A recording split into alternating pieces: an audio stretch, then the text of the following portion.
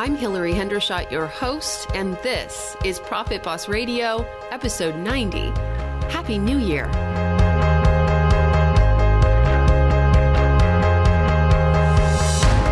Profit Boss Radio is your weekly wealth mastermind.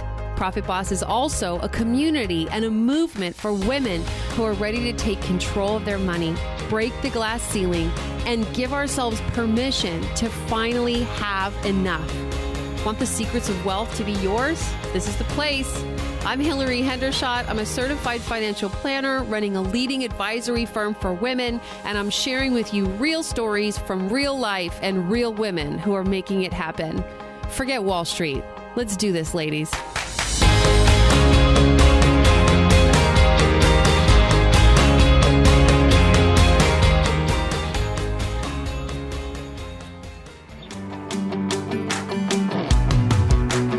Ready for a financial reboot in the new year?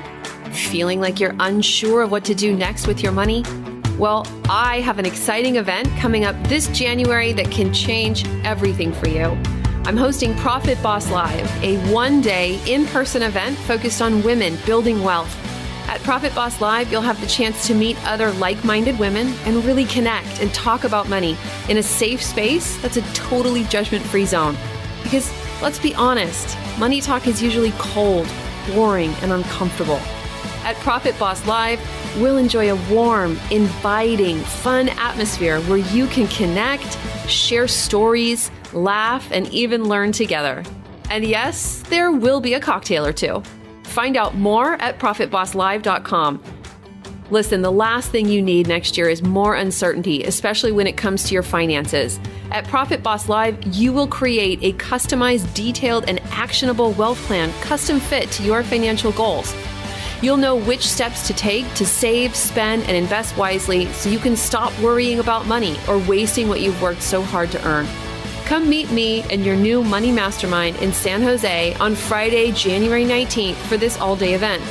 Go to ProfitBossLive.com to get registered. That's ProfitBossLive.com. Don't delay though. Early bird pricing only lasts until December 18th, so buy now to save $100 off the ticket price. That's ProfitBossLive.com.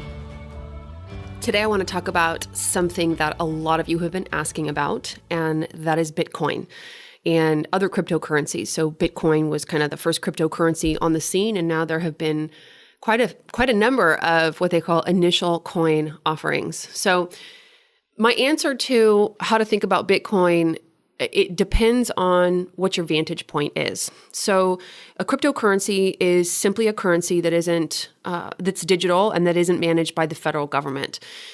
Dollars are currency, euros are currency, pesos are currency. Okay, so there's nothing fancy about that. Bitcoin has been a big thing. It's also like a social movement. It contains, it sort of manifests a lot of libertarian or classical liberal ideals. People want the government out of their business, and I can understand that, but that's not relevant to your personal finances. So that's a more qualitative feature of Bitcoin. It's also a movement, right? It's a bunch of people who want to take back the power. Power has been centralized in the form of the central government and the Federal Reserve, and they don't like that. But again, that's irrelevant to your investments and your personal finance. My vantage point as an investment advisor, so I would never, ever, ever, ever recommend something like that to my clients. I would never recommend something to my clients that didn't have a 15 or 20-year track record. We just don't guess at this level, right? I'm working with people who are not interested in gambling their savings. And I'm not saying that those people don't also gamble with a portion of their money, maybe 2 to 3 or maybe up to 5% of their net worth. But I don't do that on their behalf. I'm managing investments where I know probably what to expect in the coming days and years. So we sort of know the behavior patterns of the investments that I manage.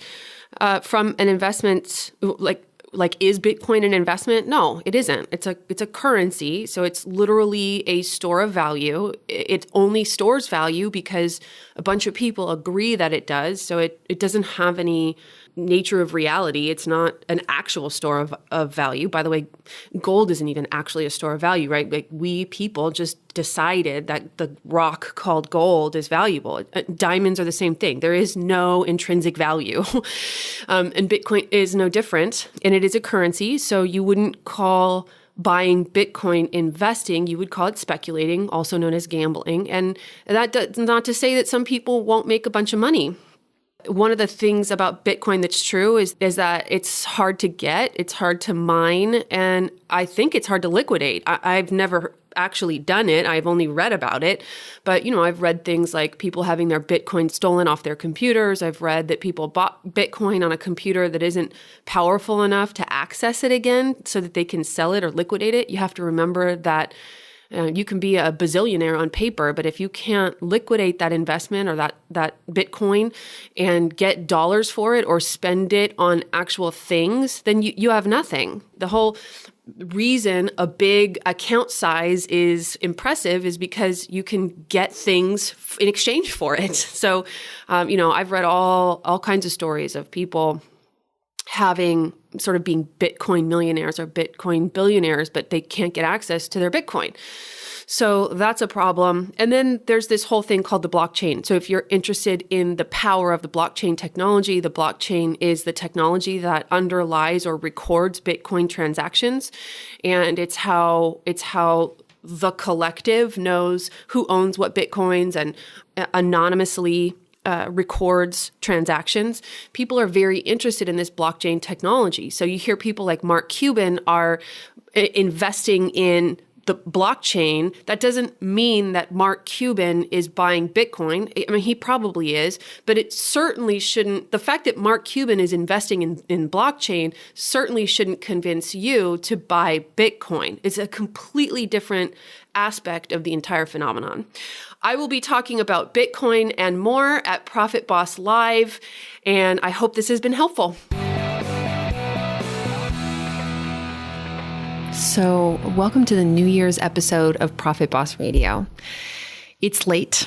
I'm in the office by myself. It's a beautiful office, but I'm tired. And I got to thinking of you. I really have always loved New Year's Eve. It's been a little different since 2013. I got married on New Year's Eve. And so having it be my anniversary has altered its constitution a little bit. And don't get me wrong, I love having that epic anniversary. Of course I do. And New Year's Eve used to be a holiday of reflection for me. I used to tell people it was my favorite holiday. And really because I love the idea of wrapping up the past, really just meditating on it, thinking about it, in many cases forgiving myself for it, and deciding to complete it, to set it aside, to put it in the past where it belongs, and creating something brand new in its place. And so I started doing some research about kind of how far we've come. Where are we as profit bosses? And I think this is the perfect time to really do that reflection. So that's what this episode is about. I wanted to start by taking stock. So I combed the internet for some statistics that I think are relevant to us. So let's talk about this state of the union for women and money. And as we do this, I want you to be thinking about where you are. What's the state of your union, Profit Boss? So I was wondering about how we're earning relative to men. Obviously, your earning power, your income is the fuel that drives your rocket ship. So how are we earning? According to Pew Research, women bring in more income than men in about 1/3 of households. But that means that men still bring in more income than women in about 2/3 of households. Okay, and what are our attitudes about money and gender? So 71% of adults say that it's important for a man to be able to support a family, to be a good partner or husband, but only 32% say the same about women. So what that tells me is that we've internalized this gender-based message about being a good provider for men, and that's no surprise. But honestly, 32% for women was a little bit higher than I thought it was going to be. I've never heard a woman say, I feel an obligation to provide. And that's not to say I haven't seen women providing, not in the least. But I was actually kind of impressed by that statistic. 32% of adults say that it's important for a woman to be able to support her family, to be a good partner or a good wife. 63% of adults say that it's important for a woman to be able to do household chores. And I think household chores is that thing we sort of rail against, right? Like the man who makes a huge mistake and gives his wife a vacuum for Christmas. Oh, woe be to him. And 90% of adults say it's important for a woman to be caring and compassionate. And I read that and I'm sort of conjuring up those old 1950s ads where, they talk about how a woman can wear her 3-inch heels and have her hair perfectly coiffed and have dinner hot when her husband gets home while she's smoking a cigarette and drinking a whiskey. But to our credit, while 90% of adults say it's important for a woman to be caring and compassionate, 86% of adults say it's also important for men to be caring and compassionate. So kudos to all of us caring and compassionate creatures who are valuing the important things in life. And what about education and money? So how is our education impacting our money? Well, education does seem to correlate to higher income. So it looks like in about half of couples in which the husband and wife are both at least 25 years old, and the woman has more education than her partner, then she earns the same as or more than her male partner. And, if you're in a same-sex relationship, look, don't feel left out. These are just the statistics that are available, okay? So I'm reading them to you, and glean what you can and glean what you will from them. And what about dating and money? 42% of adults say knowing someone's credit score would affect their willingness to date that person, according to bankrate.com. I have to be totally honest with you, that one blew me away. Now, there was a time in my dating life when I decided I was not going to date a man who didn't have a J-O-B. And that's what I said to myself at the time. But what I really meant was a C-A-R-E-E-R. And reason being is at the time I was seeing someone who had intermittent employment, and I got tired of him not being able to afford things like rent. It just didn't work for me anymore. And something told me it was shallow to make a decision based on income like that. But I just was done. I couldn't deal with those problems anymore. But this credit score, right? It really surprises me because the only thing you use a credit score for, the only thing, in my opinion, a prudent financial person uses a credit score for is to buy a house. And a lot of people use it to, having a points credit card is nice, but you can get yourself into all kinds of trouble with a credit score. You can rack up auto-related debt or end up carrying debt on your credit card or sort of any number of sins. So this 42% of adults say knowing someone's credit score would affect their willingness to date that person. I can't help but think that we're using this credit score thing as some kind of false harbinger, like a moniker or something. Like, I don't know. It just seems like I can't imagine making a choice to date someone or not based on their credit score. I may be softened on this statistic because there was a time I had a 500 credit score and I don't now. So I sort of know that these things are recoverable and fairly quickly. Not in a week or a month, but a year or two, right? And so imagine you've given up the opportunity to date this person who made a mistake, or I don't know.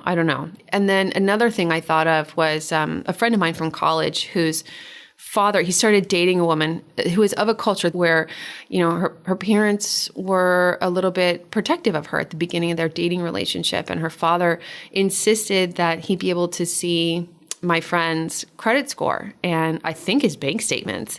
And I thought it was really funny that he declined. He basically said to his future father-in-law, he said, I'm not going to do that. It violates my boundaries. And if that means I can't date your daughter, well, then so be it. And if that means you never love me or approve of me, well, then so be it. But that's my boundary. And I know I talk a lot about talking about money in here, but obviously this person was going to use that information to judge and evaluate him. This wasn't, a case of my friend sharing openly in a group of people who are going to provide accountability or support or compassion or tips. No, this person, this future father-in-law wanted him to share this information because he wanted to make sure that this guy was good enough for his daughter. And That's a little old school. But that's just a story I thought of that I thought I would tell. So also new research from the Columbia Business School says that more than half of all people keep their finances separate from people who are close to them. So half of y'all are keeping secrets about money from the people closest to you. And that means we are more likely as Americans to talk about sex than we are to talk about money. And I think that's kind of a shame. So how prepared are we for our financial futures? And I think that you know what this data is going to be. And I'm sorry to say it, but nearly half of families have no retirement accounts at all, according to the Economic Policy Institute. That same study also reported that the median savings for families whose wage earners are between 50 and 55 years old is just $8,000.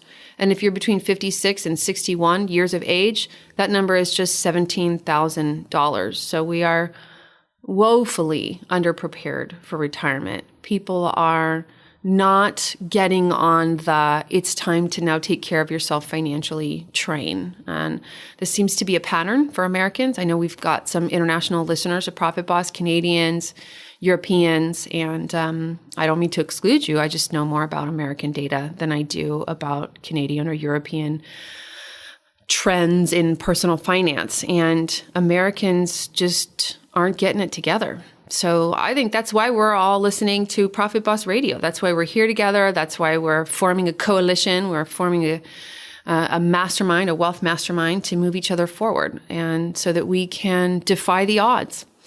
So what about how we women are doing building wealth versus the boys? Well, if you're married and under the age of 35, median household net worth is $24,000.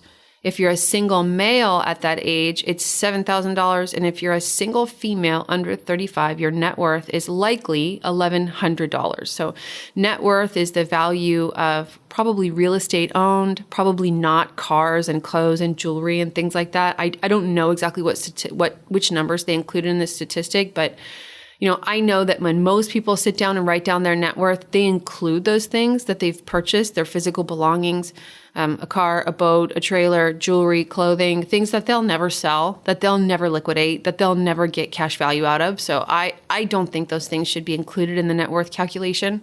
So obviously, given what I just said, which is that if you're married, your household net worth is likely $24,000 versus a single male whose household net worth is likely $7,000 and a single female whose household net worth is likely $1,100, it seems there's a huge financial reason to find a life partner. And I think some of those reasons are efficiencies in living expenses. There's a sunk cost to living on your own if you're trying to make it on your own. And I think this data bears that out. Let's go ahead and look at people just a little bit older than that. If you're between age 35 and 54, and yes, I know that that's a big range. Median net worth, if you're married, is $142,000. If you're a single male, you're likely to have just over $30,000. But if you're a single female, only $13,144. So those numbers drop pretty precipitously. I think you get the trend here. I'm seeing improvements, but we're not winning yet, ladies. Having said all of that, let's just accept that that's where we are. That's how far we've gotten. Let's set any of those thoughts and feelings aside, whether they're good, bad, ugly, positive, negative, doesn't matter. Let's just set it aside and look to the future. And so what's happening now? Well, this week, 41% of Americans will make New Year's resolutions. 42% say that they absolutely never make them. So we're diametrically opposed. And to the 42% of you, I want to know, are you just really resigned about New Year's resolutions, or is your life perfect? No, I think it's because you don't believe in New Year's resolutions. And that's because they are notorious for not being kept. But did you know that writing your goals down makes you so much more likely to achieve them? And not only that, but getting accountability makes you more likely to achieve your goals. In fact, I'm reading right now this research study published by Dominican University, and they found that participants in this study who wrote down their goals and sent weekly updates to a friend, that's the linchpin, right, had a much higher success rate than those who kept their goals to themselves. Yeah. Because if you knew how to use willpower and achieve your goals, you would already have achieved them, right? So there's just certain things that we need more than willpower to accomplish. And accountability is a powerful structure and opportunity for that. I mean, making better financial decisions is right up there with losing weight or being healthier, life and self-improvements. It's in a list of the top 3 New Year's resolutions. So I know you're probably thinking about this now. What are some of the things that you could do differently in 2018? Well, you might want to max out your tax-deferred savings next year. After all, that's free money. If you have a company-sponsored 401k, you can deduct up to $18,500, unless you're over the age of 50, in which case you can deduct $24,500. That's a lot of money that you're taking away from Uncle Sam and putting back in your own pocket. It's literally free money. So I suggest you take on a goal of maximizing your tax-deferred savings next year. You might want to pay off debt. You might want to be spending less time with a few friends who are dragging you down or being negative Nellies about your financial goals. You might want to save for a house, or maybe you're even almost at your financial freedom number and you just want to change your mindset. Good for you, Profit Boss. So what steps can you take today to reboot your finances? What are the actions that are going to be associated with your financial New Year's resolutions? Okay, first of all, cut your overhead expenses ruthlessly. Like really look, what are you spending money on? What are the subscriptions you can cut? Is that gym membership going totally unused? Can you go to a less expensive gym? Really focus on paying off debt and getting that monkey off your back.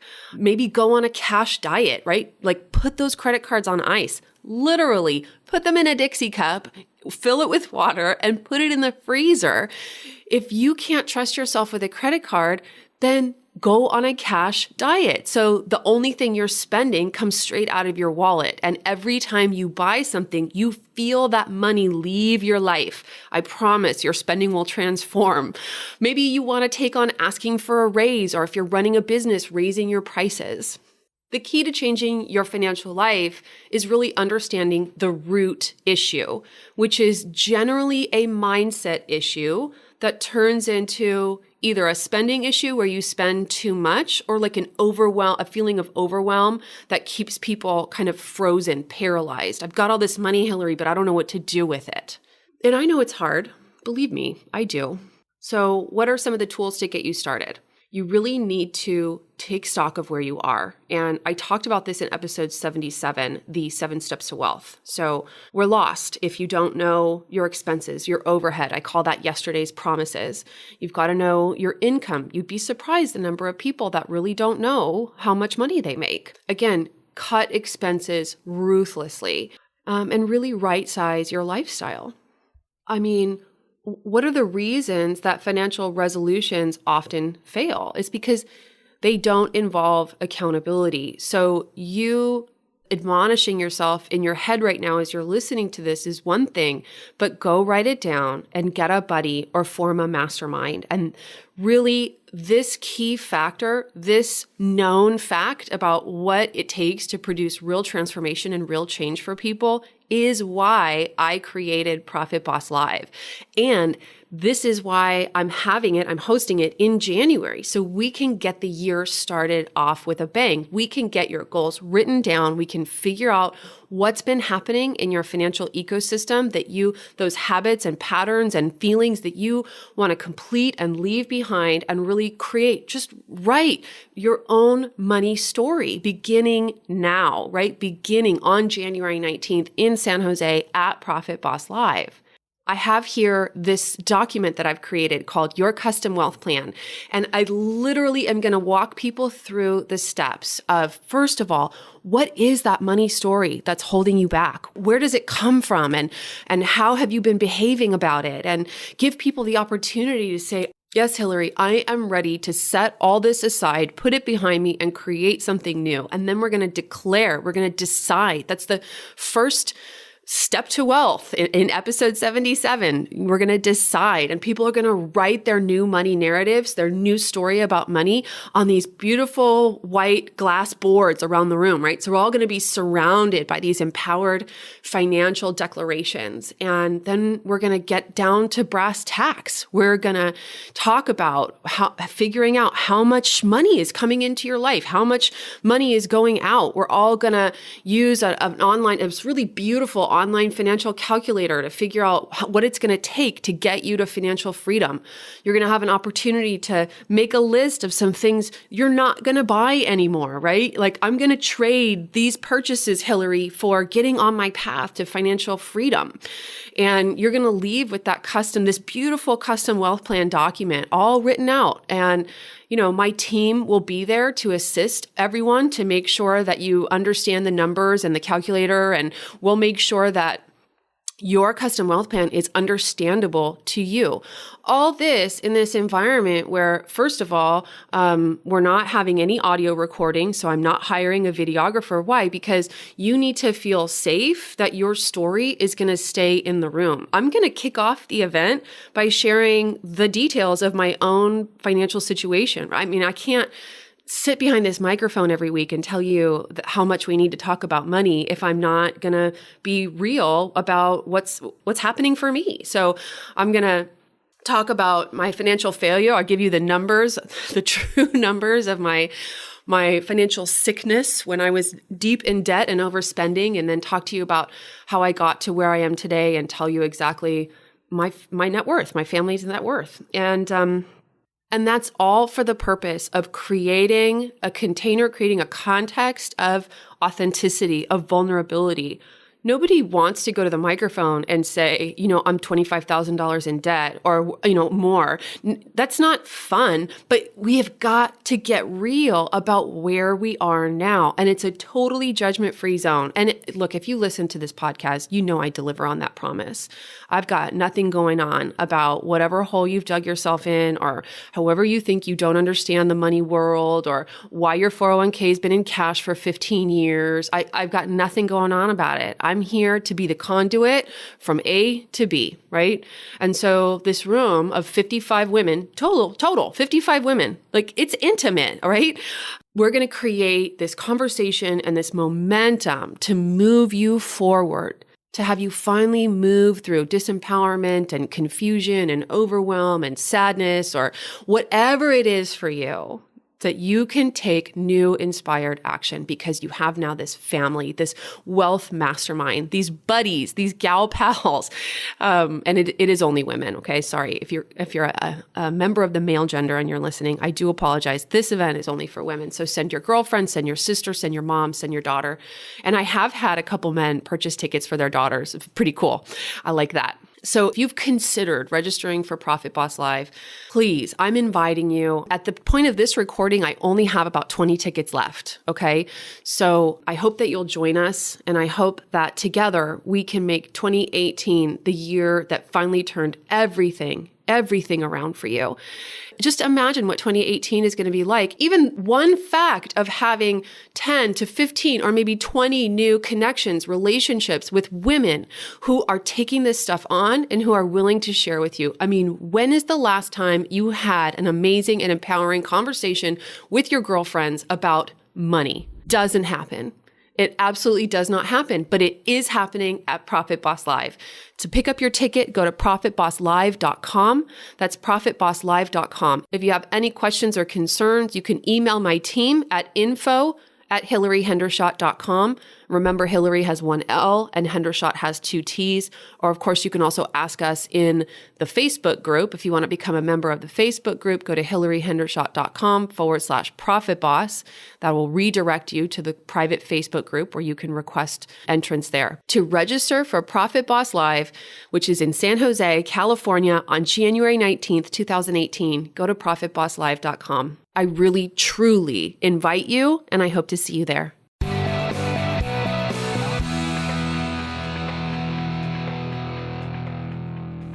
Thank you for listening to this episode of Profit Boss Radio. If you liked it, share it with an artist or creative that you love. And whether you're a painter or a mathematician, may you have all the freedom and prosperity you want.